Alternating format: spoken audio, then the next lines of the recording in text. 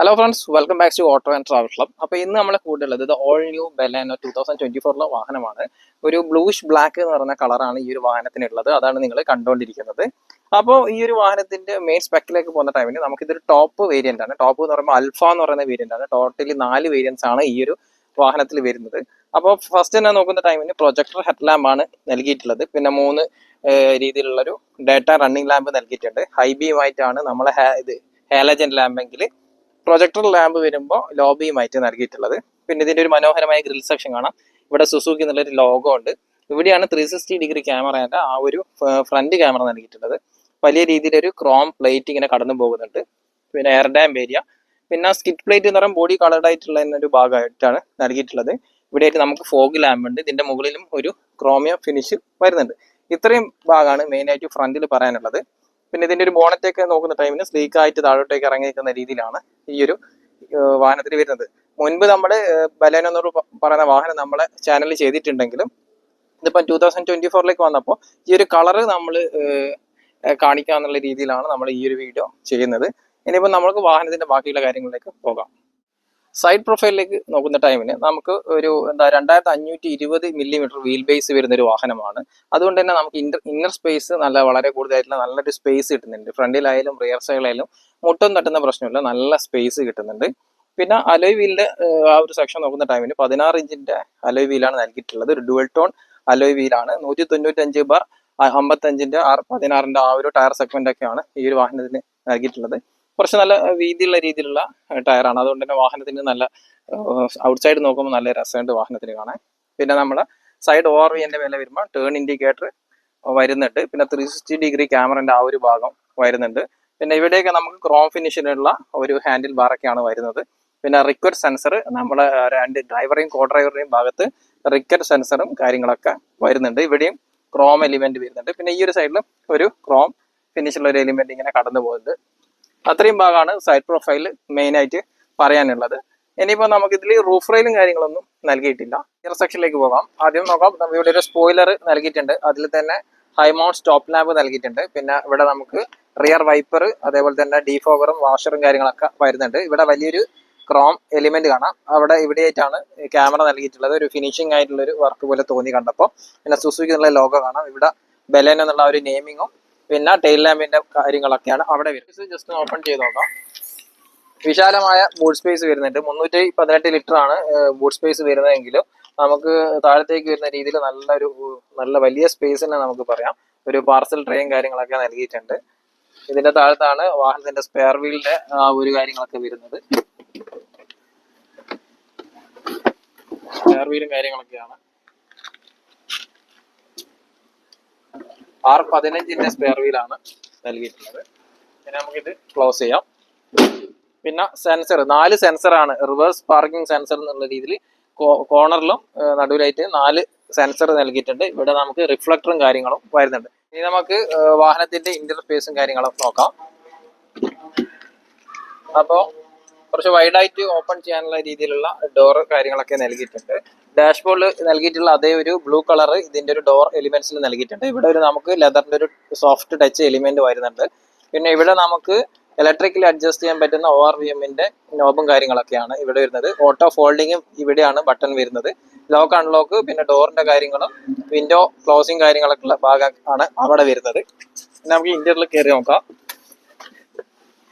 നല്ല സ്പേസ് കാര്യങ്ങൾ വരുന്നുണ്ട്. നമ്മൾ ഇരിക്കുന്ന ടൈമിന് 6 വേയിലാണ് ഇതിന്റെ ഒരു സീറ്റ് ഹൈറ്റ് അഡ്ജസ്റ്റിംഗ് വരുന്നത്. അതായത് ഹൈറ്റ് അഡ്ജസ്റ്റ് ചെയ്യാൻ പറ്റും. അതേപോലെ തന്നെ ഇൻക്ലൈനും റിക്ലൈനും, അതേപോലെ തന്നെ ഫ്രണ്ടിലും പുറകിലുള്ള ഈ ഒരു സ്പേസ് കാര്യങ്ങളൊക്കെയാണ് ഈ ഒരു സീറ്റിന്റെ അഡ്ജസ്റ്റിംഗ് കാര്യങ്ങൾ വരുന്നത്. പിന്നെ ഇവിടെ നമ്മളെ ബോണറ്റ് ഓപ്പണിങ്ങും പിന്നെ നമ്മളെ ഫ്യൂൽ ഇൻലെറ്റിന്റെ ഓപ്പണിങ്ങും ഇവിടെ വരുന്നുണ്ട്. ഇവിടെ നമുക്കൊരു സ്റ്റോറേജ് സ്പേസ് വരുന്നുണ്ട്. മികച്ച കുഷനോട് കൂടിയിട്ടുള്ള നല്ല തൈ സപ്പോർട്ടും അതേപോലെ തന്നെ ബാക്ക് സപ്പോർട്ടും ഹെഡ് സപ്പോർട്ടും എല്ലാം കിട്ടുന്ന നല്ല രീതിയിലുള്ള ഒരു സീറ്റ് വരുന്നുണ്ട്. നല്ലൊരു മികച്ച രീതിയിലൊരു ഡിസൈൻ എലിമെന്റ് ഒക്കെയാണ് ഇതിൽ വരുന്നത്. പിന്നെ നമ്മള് സപ്പോർട്ടിന്റെ രീതി പറഞ്ഞാല് നമ്മൾ ഡ്രൈവ് ചെയ്യുന്ന ടൈമിനൊക്കെ സീറ്റിൽ ഇരുന്ന് കഴിഞ്ഞാൽ നമ്മൾ എത്ര, അതായത് കുണ്ടും കുഴിയിലൊക്കെ അല്ലെങ്കിൽ ഇറങ്ങിപ്പോകുന്ന ടൈമിൽ അല്ലെങ്കിൽ ഓവർടേക്ക് ചെയ്യുന്ന ടൈമിലൊന്നും സീറ്റ് നമ്മൾ മാറിപ്പോകുന്ന ഒരു ഫീലിംഗ് ഒന്നും വരുന്നില്ല. നല്ല കംഫർട്ട് സീറ്റ് ഫ്രണ്ടിൽ വരുന്നുണ്ട്. സ്റ്റിയറിംഗ് വീലിൽ നോക്കുന്ന ടൈമിന് ഇതൊരു ലെതർ ഫിനിഷ് ആയിട്ടുള്ള ഒരു സ്റ്റിയറിംഗ് വീലാണ്. ഇവിടെയൊക്കെ നമുക്കൊരു അലുമിനിയം ഫിനിഷും കാര്യങ്ങളൊക്കെ ഉണ്ട്. സുസുക്കിന്റെ ലോഗോ അതിന് ചുറ്റും വരും. നമ്മൾ നോർമലി സുസുക്കിന്റെ മറ്റുള്ള വണ്ടികൾക്കെല്ലാം കണ്ടുവരുന്ന സെയിം ടൈപ്പ് സ്റ്റിയറിംഗ് വീൽ തന്നെയാണ് ഇതിൽ നൽകിയിട്ടുള്ളത്. ഒരു ഡീ കട്ടായിട്ട് തോന്നിക്കുന്ന രീതിയിലുള്ള ഒരു സ്റ്റിയറിംഗ് വീലാണ്. ഈ ഒരു സൈഡിൽ വരുമ്പോൾ ക്രൂയിസ് കൺട്രോളിന്റെ നോബും കാര്യങ്ങളൊക്കെയാണ്. ഇവിടെ നമുക്ക് വോളിയത്തിന്റെ മോഡ് സെലക്ഷനും കാര്യങ്ങളൊക്കെയാണ്. ഇവിടെ നമുക്ക് മ്യൂട്ടാക്കാനുള്ള ഓപ്ഷനും. ഇവിടെയാണ് നമ്മൾ കോളിന്റെ അതായത് വോയിസ് കമാൻഡിങ്ങും ഓൺ ഓഫ് കാര്യങ്ങളൊക്കെ അവിടെയാണ് വരുന്നത്. ഹോൺ പറയുമ്പോൾ ഈ ഒരു ടൈപ്പ് ഹോണും കാര്യങ്ങളൊക്കെ നൽകിയിട്ടുണ്ട്. ഇനിയിപ്പോൾ ഇൻസ്ട്രുമെന്റ് ക്ലസ്റ്ററിലേക്ക് പോകുന്ന ടൈമിന് ഒരു ഡിജിറ്റൽ പ്ലസ് അനലോഗ് ആയിട്ടുള്ള ഒരു ഇൻസ്ട്രുമെന്റ് ക്ലസ്റ്റർ ആണ്. ലെഫ്റ്റ് സൈഡിലായിട്ട് RPM മീറ്ററും അതേപോലെ തന്നെ ടെമ്പറേച്ചർ ഗേജും, റൈറ്റ് സൈഡിൽ വരുമ്പോൾ സ്പീഡോമീറ്ററും ഫ്യൂൽ ഗേജും കാര്യങ്ങളൊക്കെയാണ്. പിന്നെ നടുവിൽ ആ ഒരു ഡിസ്പ്ലേന്റെ ആ ഒരു യൂണിറ്റിന്റെ ഉള്ളിൽ തന്നെ നമുക്ക് അതിൻ്റെ അത് അഡ്ജസ്റ്റ് ചെയ്യുന്ന നോബ് ഇവിടെയാണ് വരുന്നത്. അപ്പോൾ അതിൽ നമുക്ക് ഏവറേജ് ഫ്യൂൽ കാര്യങ്ങളെല്ലാം, ഡ്രൈവിംഗ് ടൈം, പിന്നെ ഐഡിയൽ സേവിന്റെ ഫ്യൂലിന്റെ കാര്യങ്ങളും, പിന്നെ മോഷന്റെ front, rear, torque, power, acceleration, brake, അങ്ങനെയുള്ള കാര്യങ്ങളൊക്കെയാണ് ഈ ഒരു ഡിസ്പ്ലേയിൽ കാണിക്കുന്നത്. Average fuel efficiency, distance MD കാര്യങ്ങളൊക്കെ ഈ ഒരു സ്ക്രീനിൽ നമുക്ക് കാണിക്കും. പിന്നെ സീറ്റ് ബെൽറ്റിന്റെ വാണിംഗ് കാര്യങ്ങളൊക്കെ ഉണ്ടെങ്കിൽ അതൊക്കെ നമുക്ക് ഈ ഒരു സ്ക്രീനിൽ അവൈലബിൾ ആണ്. പിന്നെ ഈ ഒരു ലെഫ്റ്റ് സൈഡിൽ ഇവിടെ നമുക്കൊരു നോബ് ഉണ്ട്. ഈ ഒരു നോബ് എന്ന് പറയുമ്പോൾ നമ്മളെ താഴെയുള്ള ട്രിപ്പ് A, ട്രിപ്പ് B, പിന്നെ ടോട്ടൽ കിലോമീറ്റർ, ആ കാര്യങ്ങളൊക്കെയാണ് അവിടെ കാണിക്കുക. ഇത്രയും കാര്യങ്ങളാണ് നമ്മൾ ആ ഒരു സ്ക്രീനിൽ വരുന്നത്. ഇനിയിപ്പോൾ ഈ ഒരു സൈഡിൽ ഡ്രൈവർ റൈറ്റ് സൈഡിലേക്ക് വരുന്ന ടൈമിന് ഇവിടെ ഹെഡ് അപ്പ് ഡിസ്പ്ലേന്റെ ബട്ടണാണ്. ഇത് നമ്മൾ പ്രസ് ചെയ്ത് പിടിക്കുന്ന ടൈമിന് ഈ ഒരു ഹെഡ് അപ്പ് ഡിസ്പ്ലേ ഇവിടെ ഇങ്ങനെ ഓൺ ആയി വരും.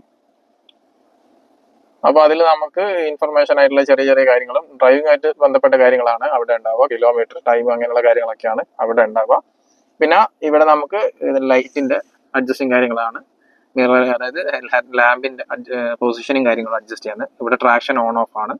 പിന്നെ നമ്മളെ 360 ഡിഗ്രീന്റെ വ്യൂ ഇവിടെ നമ്മൾ പ്രസ് ചെയ്യുന്ന വഴി നമ്മളിവിടെ 360 ഡിഗ്രീന്റെ ആ ഒരു ഇത് സ്ക്രീനിൽ ഓപ്പൺ ആയിരിക്കും.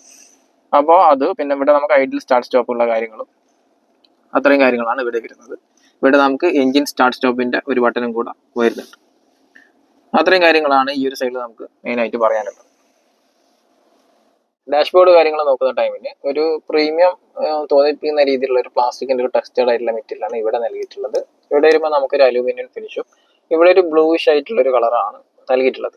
ബ്ലൂയിഷ് ബ്ലാക്ക് എന്നാണ് ഈ ഒരു കളർ, അതായത് വാഹനത്തിന് നൽകിയ കളറിന്റെ ആ ഒരു നെയിമിങ്. അതുകൊണ്ട് ആ ഒരു കോമ്പിനേഷൻ എന്നുള്ള രീതിയിലൊരു കളർ പാറ്റേൺ ഇവിടെ നൽകിയിട്ടുണ്ട്.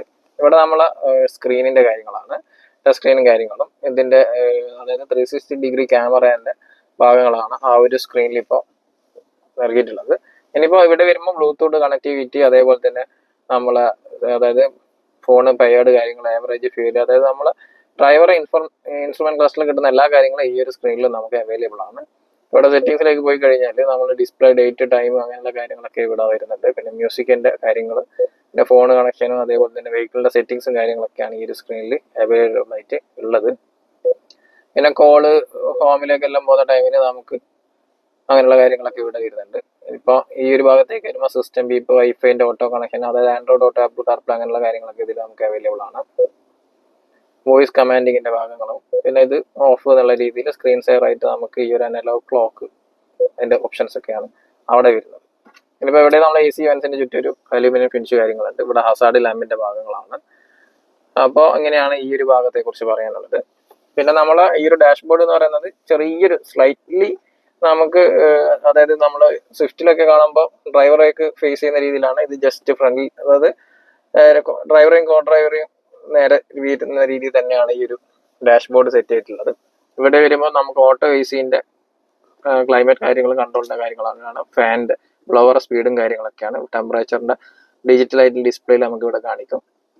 ഇവിടെ ടെമ്പറേച്ചർ കാര്യങ്ങളൊക്കെ വരുന്നുണ്ട്. പിന്നെ എയർ സർക്കുലേഷൻ, AC, ഓഫ്, ഓട്ടോന്റെ, പിന്നെ ഫ്രണ്ടും റിയറും ഡീഫോഗറും എയർ സർക്കുലേഷന്റെ കാര്യങ്ങളൊക്കെയാണ്. ഇവിടെ നമുക്കൊരു 12 വോൾട്ടിന്റെ ചാർജിങ് സോക്കറ്റും, ഇവിടെ ഒരു USB-ന്റെ ചാർജിങ്ങിന്റെ ഒരു സോക്കറ്റും കാര്യങ്ങളാണ് ഇവിടെ വരുന്നത്.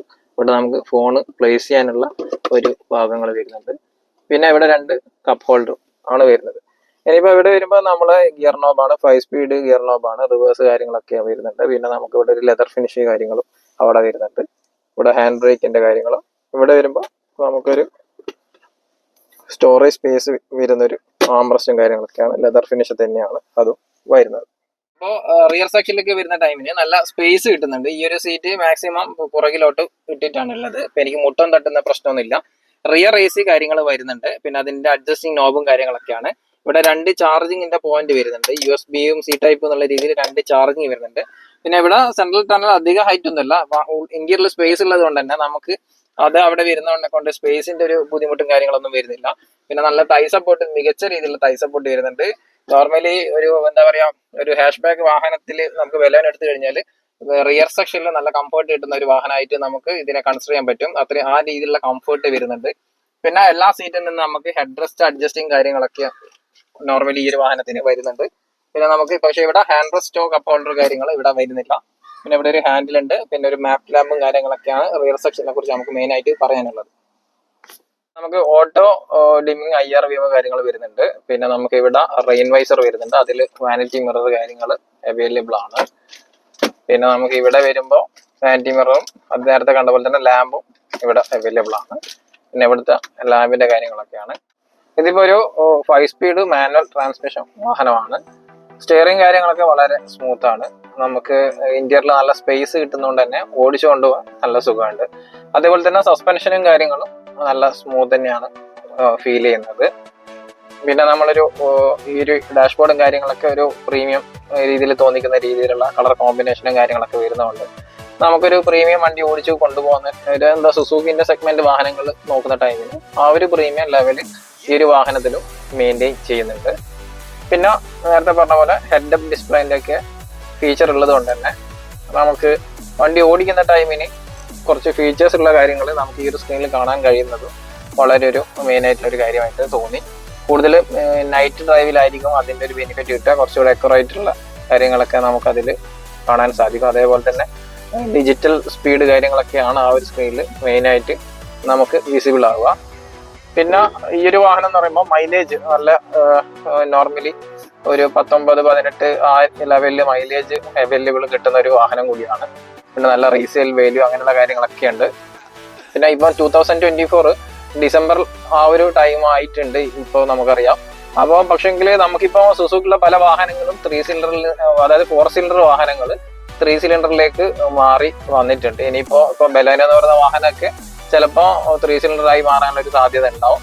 അപ്പോൾ ഇങ്ങനെയുള്ള വാഹനങ്ങൾ കൺസിഡർ ചെയ്യുന്നവർക്ക് അതായത് ഇയർ എൻഡ് എന്നുള്ളൊരു ടൈമിൽ നല്ല ഓഫ് റോഡ് കൂടെ വാഹനങ്ങൾ സ്വന്തമാക്കാനുള്ള ഒരു ടൈമും കൂടിയാണ്. അപ്പം അങ്ങനെയുള്ള കാര്യങ്ങളും കൂടെ നമുക്ക് കൺസിഡർ ചെയ്യാൻ പറ്റും. പിന്നെ ഡ്രൈവ് ചെയ്യുന്ന ടൈമിന് പറയാനുള്ളത് മെയിനായിട്ട് ഡ്രൈവ് ചെയ്യുമ്പോൾ നല്ല സ്മൂത്ത് കാര്യങ്ങളൊക്കെ ഉണ്ട്.